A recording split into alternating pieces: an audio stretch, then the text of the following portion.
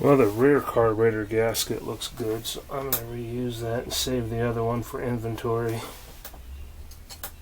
The front one was torn, so I will replace that one.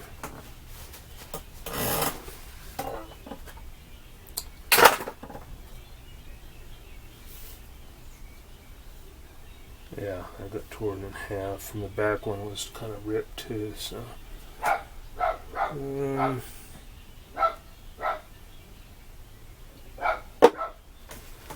Let me clean that up, I'll bring right back. Okay, I'm doing something wrong here. I think that spacer goes behind the carburetor.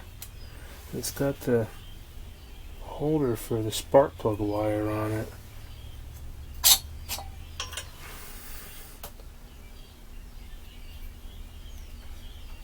That makes more sense. So there is the groove on, this is that original gasket that goes down here. Still going to open air on the suction side though. It's unusual. So that means I need a different gasket. This one.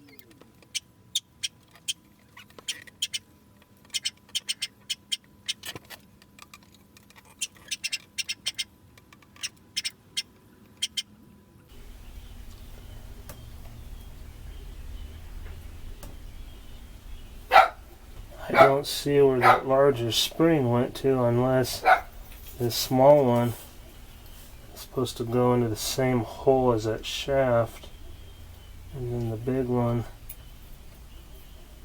no, that's too tight, it's not going to do that.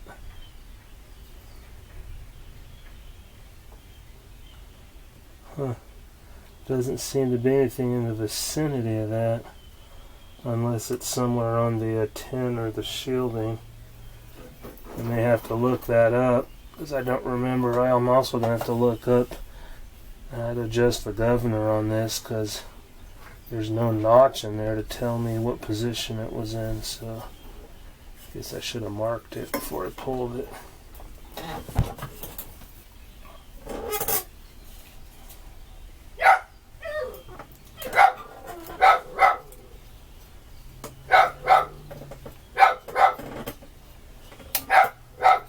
Seems to move like it should. Just where does that big spring go?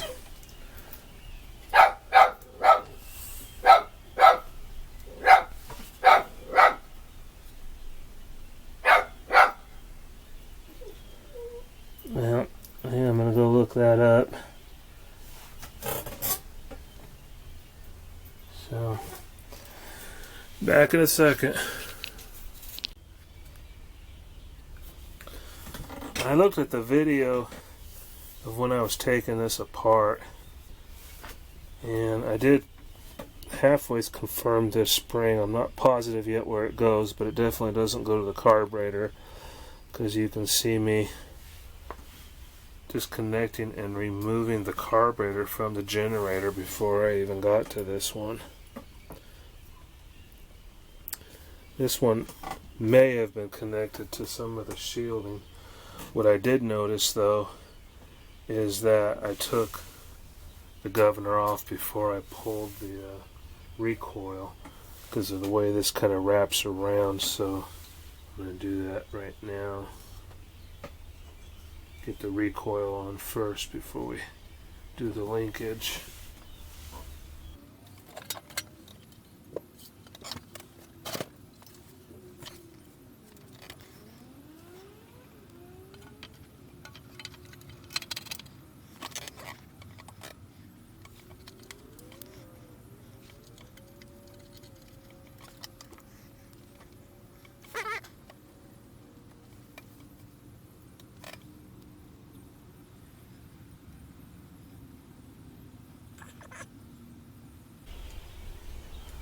It must have been in that hole.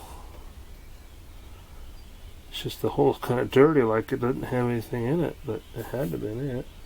And it's the right position because this would bolt right here. Yeah, that's got to be it.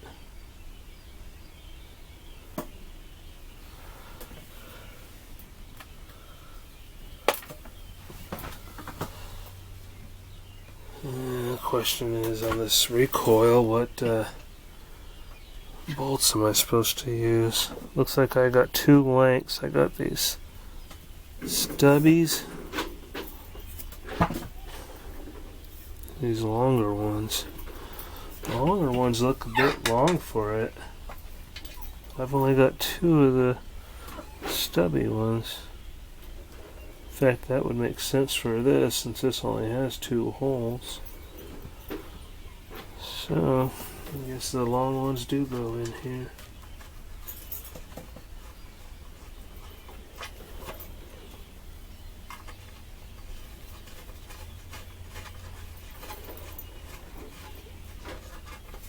No, they don't, because that's bottoming out. That's a blind hole.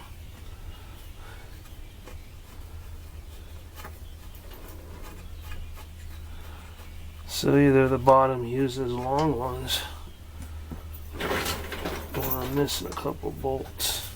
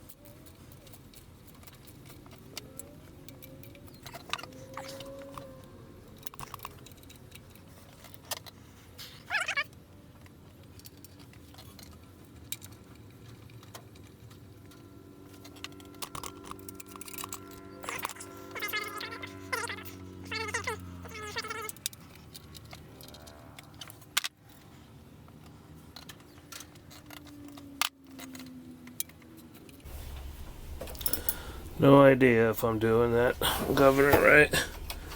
I mean, I know I got it hooked up right, but as far as the adjustment to the shaft, I just don't know.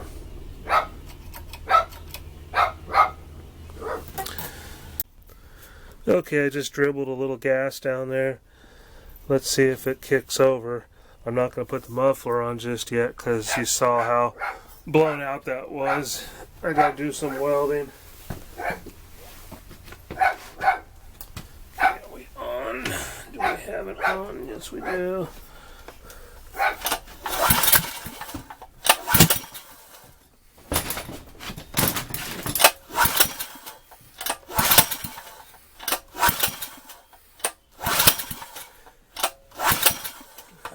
Choke.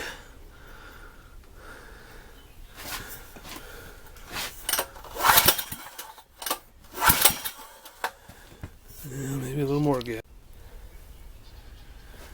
Okay, and put a little gas down the throat of the carb. Try it again.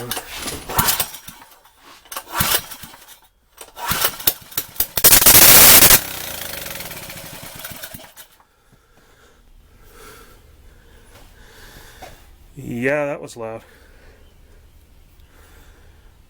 It ran. I looked up the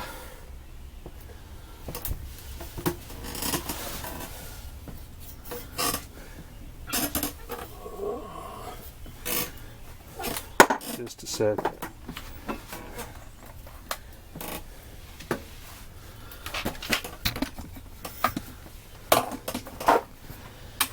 Looked up the valve lash.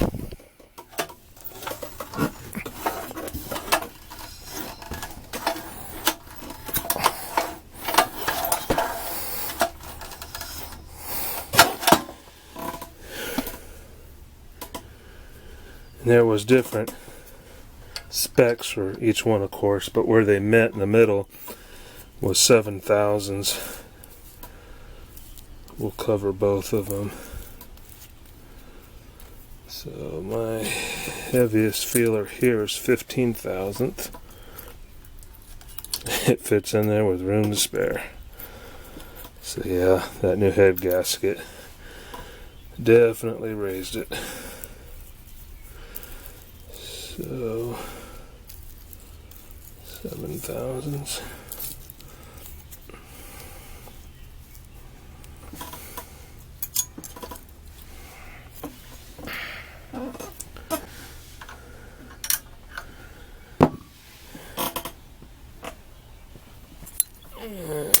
My ears are gonna ring for a while with that.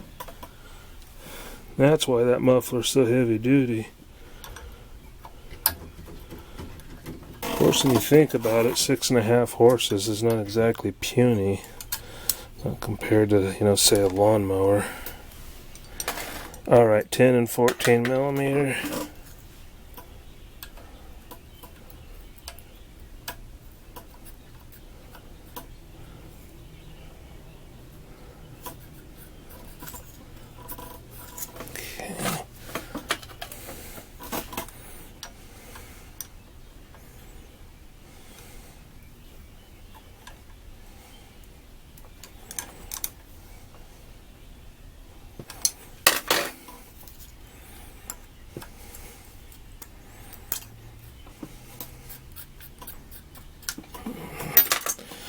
Snugged up a little on me.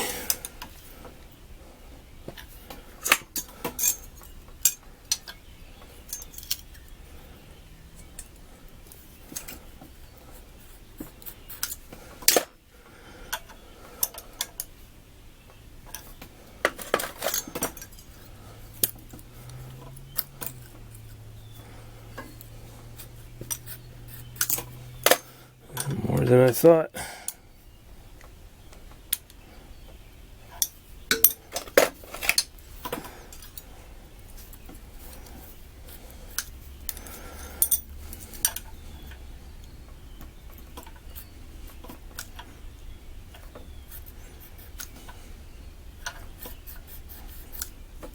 That's a good fit.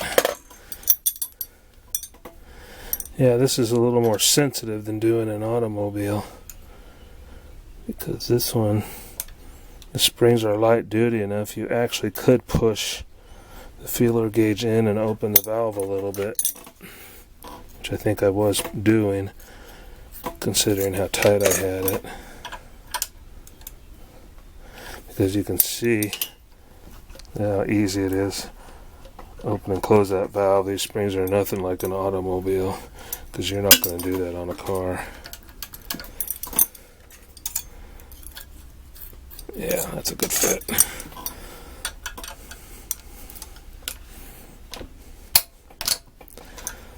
So all you're doing is you're backing out that top nut. That's a lock nut. And the bottom one's the actual adjustment. So you turn that bottom one in till you get the adjustment you want.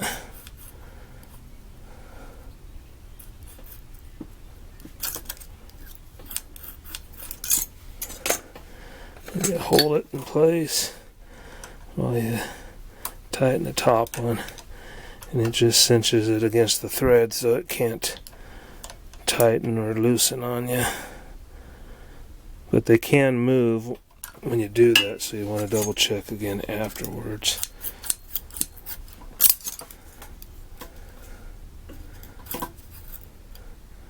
Yeah, see, that's a little tighter than I like now, so.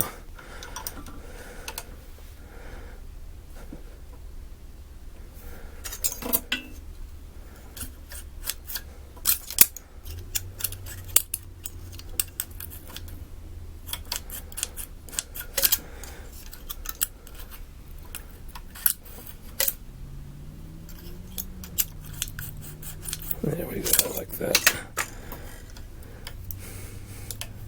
And yes, those feeler gauges with the 45 on the end of them would be nice in a position like this, but I make do with these. Yeah, that's a good fit. Alright, so tight. Tight. We're done there. In fact, I think we're going to call this episode done, because I think I got a lot of footage on it, and I'm going to call it done for the day anyhow, because the next step is going to be beating this muffler back to somewhat closed, and then trying to tack a little weld on there to hold it in. But it's somewhat together, it's running, it's loud, but good progress. And so stay tuned for the next part, and I will see you then. Thanks for watching.